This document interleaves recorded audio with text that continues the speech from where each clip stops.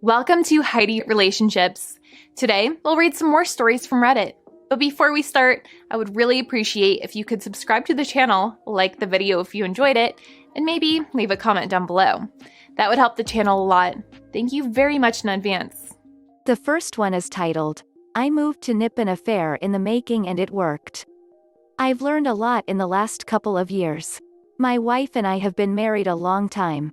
Married at 19 years old, still married and in love at 51 years old. Raised 3 great kids to adulthood in that time. Great life together. Sometimes, however, I think someone can meet another person they just click with in an unbelievable way. I think this happened to my wife. We had moved 1,000 miles away from our hometown for my work. She got a job at a hospital in the new town and hated the job. For the first 3 years there she absolutely hated going to work every day. She'd cry regularly. I was there for her in any way she needed.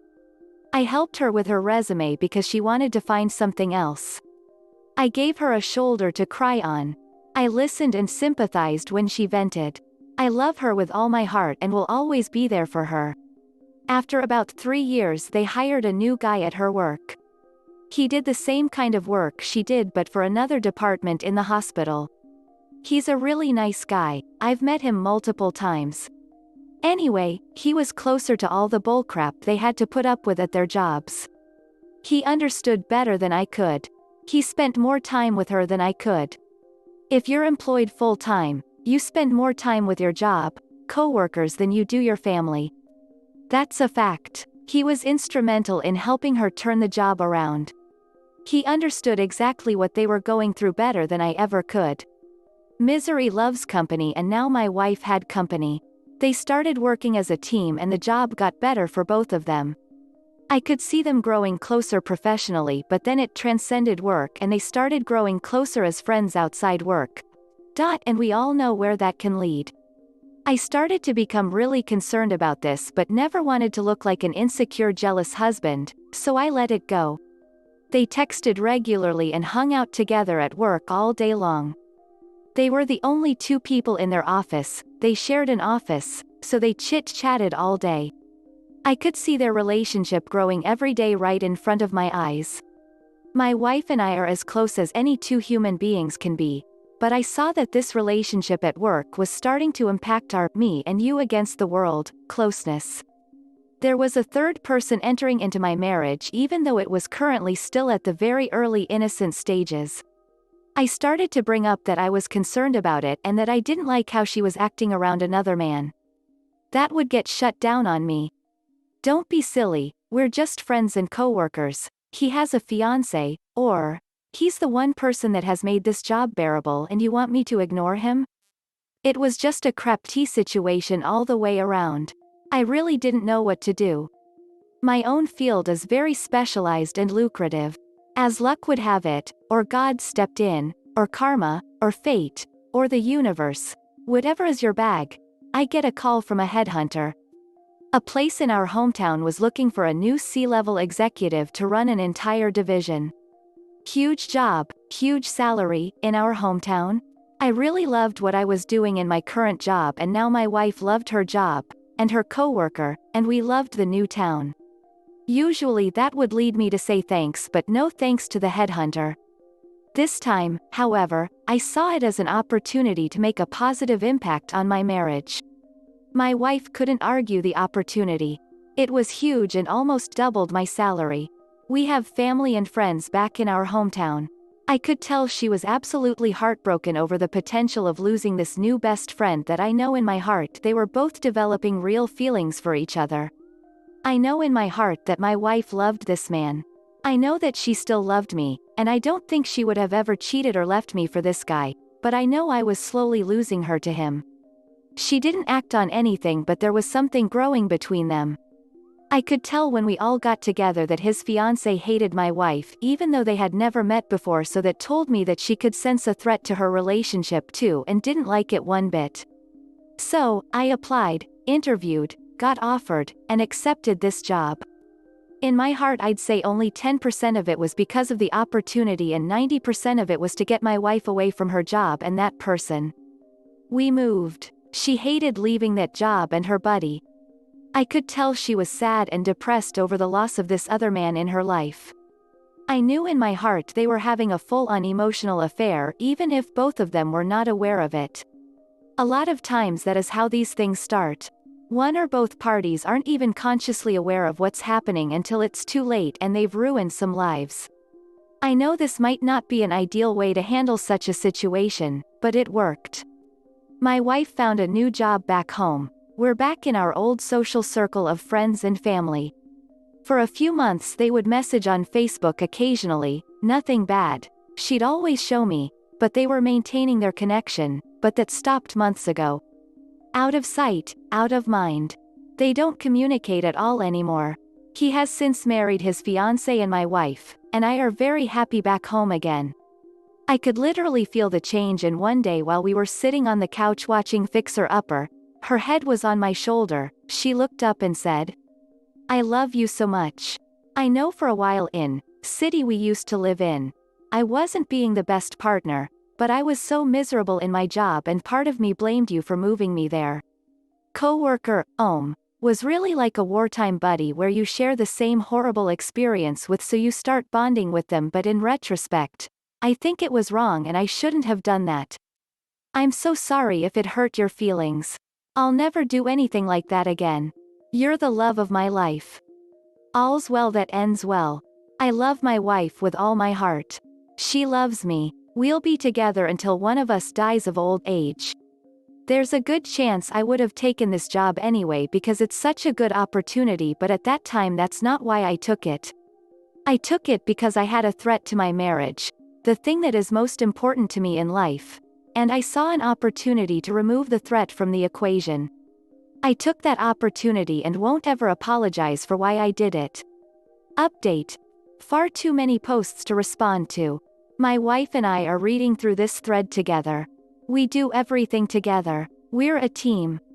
She wanted me to add for anyone that might be in her shoes that sometimes you really don't see things like this coming, but if you're not vigilant you may end up ruining the best part of your life. She's as happy as I am how everything turned out. We're not really religious people, but I'd be lying if I didn't say that this situation didn't make me question if there isn't someone out there watching out for us, and to be aware when God, the universe, whatever presents a solution to a problem. Don't ignore it. I do know that I was extremely lucky that this opportunity came along. I really didn't know what to do. I felt so helpless. That doesn't happen for a lot of people and my heart breaks for them. I'll never stop being thankful of how lucky I was. There were a lot of assumptions made in this thread about me, about my wife, and about our whole lives together. Some good, some bad, some downright nasty. I understand that you're only getting a tiny slice of our lives. I assure you we're happily married 32 years now and will be married till death do us part. Hopefully even beyond that. Would either of us do whatever is necessary to protect our marriage from any and all negative influences in this world? You betcha. My wife tells this story more than I do. She has told it to our adult children as a cautionary tale. She has said if the situation was reversed, she'd do the exact same thing. I wouldn't be angry if she did. I've had several close female friends over the decades we've been married. When my wife picks up a vibe that one of these women may have desired more than friendship, she voiced her concerns. A couple times that was met with, "Don't be silly, we're just friends." In retrospect, my wife was not being silly.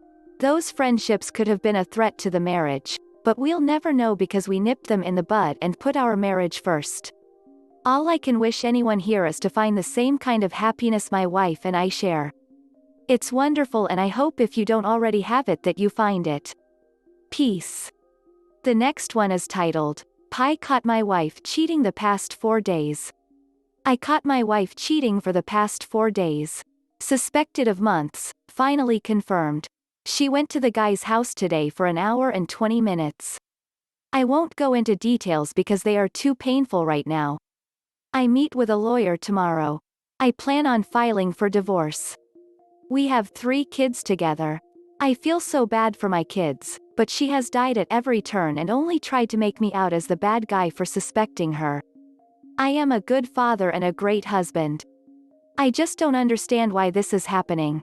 I am 4 years younger than her, in great shape, and have always been there for her. Why do people do this? I hope my children will be all right. I am confused because I am still madly in love with my wife. I have been on top of my husband game, even reading books and carrying out the advice. Why is there such cruelty in this world? I have been reading this forum for days now and have to say thank you to all the kind souls that give great advice here. This forum has been a huge help. Update. I filed for divorce today and then cleaned out the bank accounts. I left $100 in our joint checking. She thought I was out of town for work and went over to his house again. Pi got that too. She had no clue. Afterwards I asked her if she was ready to be honest. She said about what? I told her the affair. She never cried. She was just sorry that she got caught. She told me she felt like he was her friend and that they only had sex twice. Such a liar. I recorded the convo after that where she admitted to it again. She got angry when I told her I want half of the house. She threatened to do things I won't like if I insist on that. I told her I loved her and would still be there for her. She didn't care, only about the house. This is a ducked up world. She gave me some details like that they started talking at the Little League fields. Edit to so since telling her I know she has turned my 4 kids against me, telling them that dad is a little heartbroken and is mad, so he is taking it out on baseball. That's why he left. Edit E. I just told my 2 older sons what happened over dinner. It seems as if my wife has spent the past week normalizing cheating on her husband to the kids. They just shrugged it off after listening. I hope I made the right call. I also told the boys that their mom is very dishonest and that I think it is sick that she is still bringing them to Little League baseball. March 16, 21. I have my 2 daughters tonight at my mom's. I was advised not to tell them about stuff. My 9-year-old daughter looks very sad. About to take them for ice cream. Their mom had them at the Little League baseball fields for all afternoon after she left the kids at home so she could spend the morning with her boyfriend. She has no shame and is sorry not at all. What a sick human being. She hasn't contacted me at all besides texting me the bills, which I didn't respond to. Life sucks and I don't think I will ever love a woman again. A user in the comments said, FYI. You seem resolute in your course of action, and for that, I salute you. Be forewarned. The moment you hit her with divorce papers, she very possibly could shift gears. Expect denial, tears, screaming, yelling, apologies, speaking in tongues, attempts at intimacy, whatever. Listen up and listen well. She is not upset you are divorcing her, she is upset she was caught. Good luck op and keep us posted. Another user said, Hey mate, sorry you are here. Please remember her actions are no reflection on you. You could be a perfect partner, but some people are just broken. Take care of yourself and your mental health. Don't confront her until you have a plan of how you want to proceed, after speaking with a lawyer. Be prepared for her gaslighting, minimization and blame shifting. Do not allow her to manipulate the facts. You'll realize all cheaters work from the same handbook. This is sure to be an emotional ride, so get some support from a trusted family member or friend who can keep your secret until your plan is ready to actions. Work out, run, go to the gym. Whatever you do to help you work through stress, as the process between discovery and confrontation can really take its toll. Wishing you the best. You and your kids deserve better than what you've been given. The next one is titled, My One True Love, Update. Probably a little soon for an update, but some have been asking and the support from my original post really helped me get through those unimaginable first few days, so I'm doing this for my own sanity as well. It's still less than 2 weeks old, so I'm still minute emotion-wise. I'll be okay 1 minute, then I'm emotional mess texting her like crazy looking for information or answers as to why the next minute, and then hate her guts 5 minutes after that. We have spoken, she has paid me enough money to cover the rent for the next 2 months and she will stay in our apartment. I am moving out today into a new apartment with a 6-month lease. We actually ended up having sex with each other 2 nights ago. I know, big mistake, but it was mind-blowing sex. Probably because we hated each other, it was natural and full of every single emotion. We are separating. I have an appointment with a divorce attorney tomorrow. Going to have the papers drawn up and get the ball rolling, but not file yet. She has broken it off with the other guy, but I still can't even begin to think about whether or not I could ever trust her again. We've agreed to minimum 1 month absolutely no contact, and then if we both decide to see if we even have the desire to repair the marriage, we will start marriage counseling. Still in the first mile of this marathon, but I'm excited to move into my new place today and get the ball rolling on recovery. The next one is titled, WIBTA if I outed my sister, so my parents won't hate my fiancé? I, 27M, live with my 27F fiancé, Annie, and recently my sister, Mia, came to live with us. Mia has never actually told me she was a lesbian, but I've always kind of knew she was. Anyways, my parents asked if Mia could move in with us because she can't see her friends since they are high risk. I agreed, and Mia has been living with us. I've started to notice changes in her behavior around Annie. Mia has always been shy about her body and at most will wear knee-length shorts on a very hot day even with family. Now she's basically always in sports bras and booty shorts. It was odd, but I haven't lived with my parents in 6 years, so I don't know if she changed her home habits during the time I was gone. I just brushed it off as a self-esteem boost and was proud of her. Then she got especially close to Annie.